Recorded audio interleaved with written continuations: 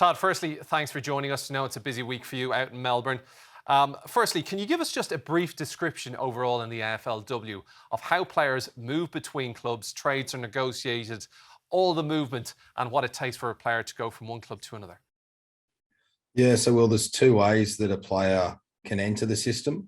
The first and most common one is through the national draft. The draft isn't actually quite national though, even though it's labelled that. Players can nominate which region they choose to be nominated for. So, for example, a player that lives in Victoria will just say, I only want to be drafted by a Victorian club, West Australian and all around the country. So that's the most common entry path. And then the other entry path, which is one we've seen a lot of the Irish players come into the competition, is as a rookie. So any player who hasn't played an Australian rules game for 3 years can be signed by any club with a spare list spot as a rookie. So that's the most common way that we've seen the Irish girls come into the competition. And we also see lots of basketballers, soccer players, and all sorts of different athletes coming through that pathway. Todd, we also know there's a draft system in the AFLW. Is it similar to the one in American football? It's quite similar. We just read the players out in an order. I guess, as I mentioned, the different factor in AFLW, which is different to AFL, is the ability to nominate a certain state. So whilst the competition is of a part-time nature, they feel that it's best for the girls to be able to stay where their life is set up and they have the most support. So, yeah, players nominate the state, and then in reverse finishing order, players get to have the opportunity to pick up a player.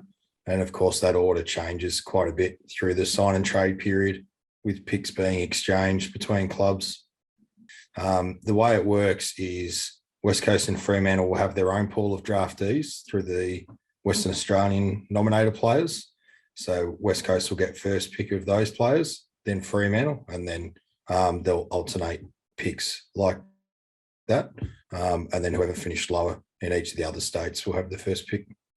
Todd, if a player wants to leave a club or a club wants to move on a player, how does that work in the AFLW? Obviously, we have an example of what soccer is like with transfer fees, which has to be agreed between clubs, and then players' terms have to be agreed, and then the player can move. How does that specifically work in Australia? Yeah, it can be a combination of things. It's most often draft picks. We're not able to exchange money at the moment. That might be something that comes in the future, but it's commonly draft picks, and then sometimes a player will also get involved and go the other way. That seems to be reasonably rare these days, but that's the most common way, and a number of clubs can get involved in that. We've had trades where there's been 6 clubs involved and players and picks going all around the competition, or sometimes it's just the 2 clubs or 3 clubs. So the draft picks are normally the real driver of showing the value of the player. At the moment, we can only contract for up to 2 seasons. So generally, when we get to sign and trade period, the most a player will have left on their contract is 1 year. But yeah, there's definitely more value, and some people will have a different opinion on this, but there's more value for a player who's in contract than out of contract. An out of contract player, if a trade's not agreed to, they can decide to put themselves back in the draft and start again. So if the 2 clubs can't come to an agreement, then their current club will get nothing. So in that situation, the position of power is with the incoming club. But when the player's in contract, yeah, certainly the current club holds the power there. So I believe it's a very busy period for you at the moment with the trade and sign period. Can you just tell us a little bit about that as well? Yeah, so there's an official period where we can recontract and trade players, which normally runs for about 10 days. But the bulk of the work is done in the lead up. So from the middle of the season, or sometimes earlier, we'll start talking to player managers or agents around how their players are tracking and their contract status, and start planting seeds and really following players closely. And then by the time you get to sign and trade period, you hope to have a commitment. And then it's really about negotiating with the club on the other side and working towards the deadline. You're also busy because most of your players are out of contract, given the most they can be contracted is 2 years. You have a lot on 1 years. So you've got a lot of paperwork and a lot of discussions to be had. But we're getting better as the competition matures at having those conversations ahead of time. So then hopefully it's just getting paperwork done in that period.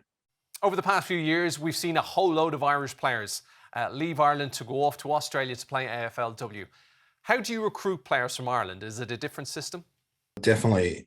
The ability to find a good rookie is really valuable in the competition because the talent pool in Australia is still growing. If you can find a rookie that would otherwise go high in the draft, it's a massive free kick. So personally, we spend a lot of time on it, trialing basketballers and other sports in Australia, and obviously looking at Ireland really closely. We're lucky to have got a great entry point with first signing up Sinead Goldrick and your own Niamh McEvoy.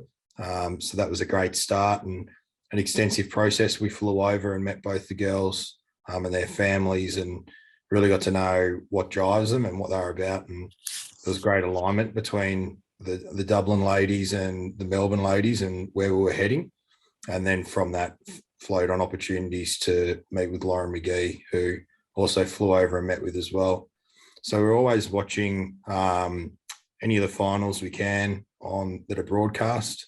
There are a couple of people in Ireland that are actively trying to help the girls through Instagram and other places. And then we also have a lot of players reach out directly to us. So be more than happy for anyone who's interested to reach out to me directly and help where we can. But yeah, we see that the skills are really transferable with the speed and the ability to shape the ball by foot and see the game and move through it. So it's exciting bringing over the Irish ladies, and we understand through experience now the challenges that everyone faces with it, being away from home in a part-time environment. But I think we're getting better at supporting the girls as a competition and as a club.